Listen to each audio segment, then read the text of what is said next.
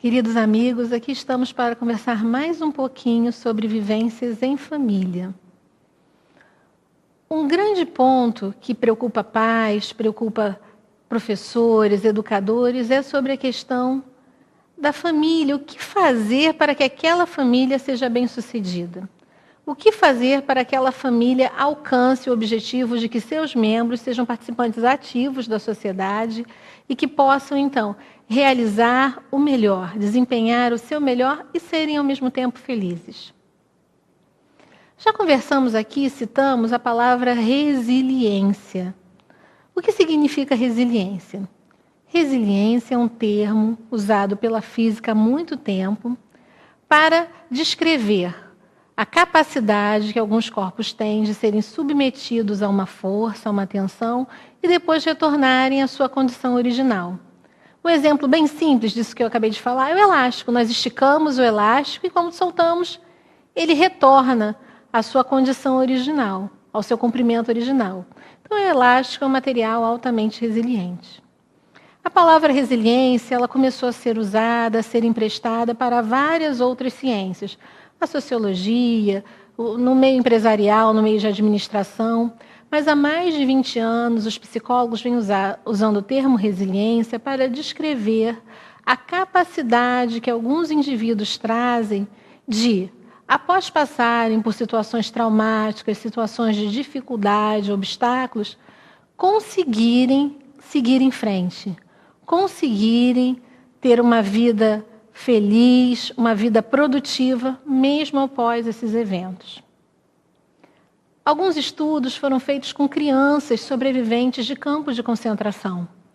Como uma criança que viu pais, familiares falecerem e passou anos, 2, 3 anos, num campo de concentração, passando fome, maus tratos, vendo mortes. Como algumas dessas crianças conseguiram crescer e trabalhar, constituir famílias, serem membros participantes da sociedade, e até o contrário, auxiliarem outras crianças, criarem instituições para auxiliar crianças em situações semelhantes. A partir de estudos baseados em casos semelhantes a estes, fomos identificando, os psicólogos foram identificando o que seria então a resiliência. A resiliência não é uma força sobrenatural onde o indivíduo passa imune às dificuldades. Não. As cicatrizes ficam, mas, apesar das cicatrizes, de tudo aquilo, o indivíduo aproveita aquela situação para se tornar mais forte, para crescer e conseguir assim caminhar e fazer frente aos obstáculos seguintes. Os terapeutas de família, estudando assim aquelas famílias que, mesmo em situação muito adversa, conseguiram fazer com que seus membros se tornassem pessoas felizes, pessoas criativas, pessoas produtivas, pessoas mentalmente saudáveis, começaram então a identificar que, na família, a resiliência também é um ponto primordial, importantíssimo para o sucesso, para o prosseguimento daquele núcleo familiar. Resiliência é algo que se aprende. Alguns indivíduos já trazem na sua bagagem, seja genética, a gente fala assim do ponto de vista orgânico, seja do ponto de vista espiritual, já trazem essa capacidade.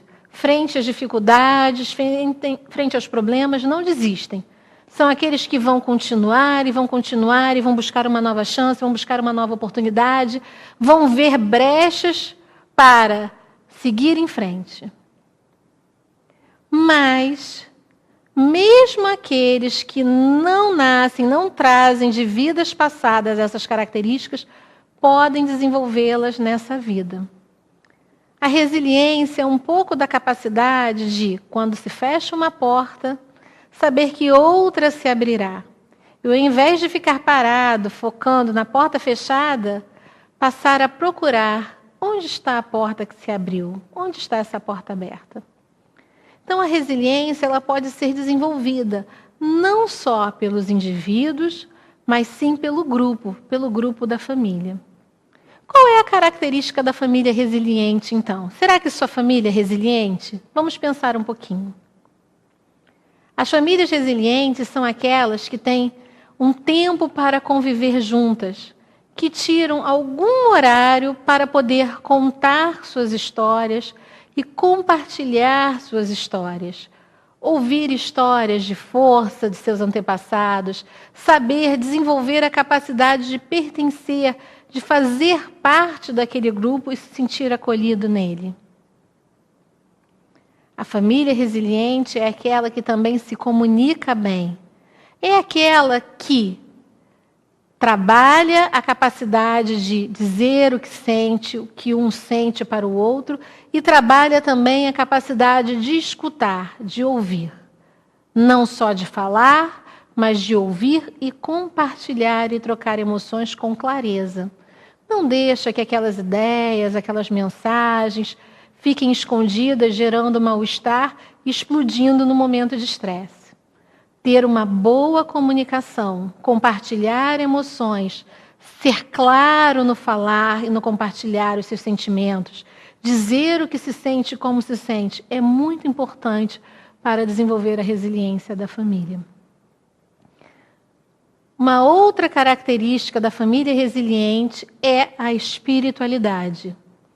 Não importa se é da religião A ou B, a noção de que existe algo maior, a fé numa força superior, ela desenvolve a resiliência.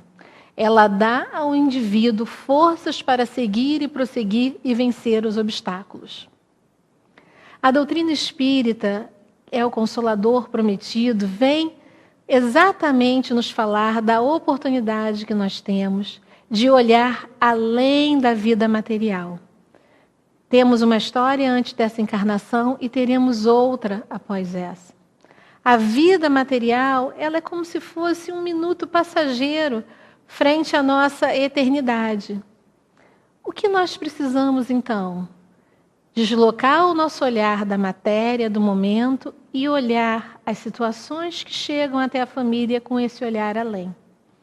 A doutrina espírita e o estudo da doutrina espírita se torna, então, uma excelente oportunidade para desenvolver a resiliência em família.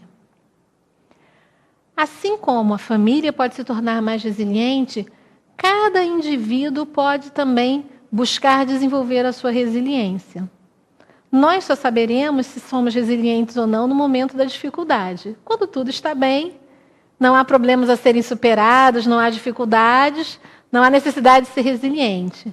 Mas nos momentos de dificuldade, a resiliência precisa surgir e ser desenvolvida, ser alimentada, para que nós, pessoas, indivíduos, e para que o nosso grupo caminhe vá em frente sempre, sem parar, sem desistir, sem levar esse peso, carregar ao longo da vida traumas, situações assim.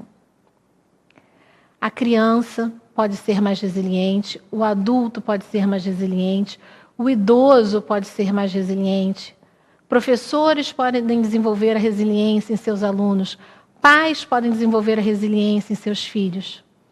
Como então funciona a resiliência em cada momento da vida? Como desenvolver essa aptidão?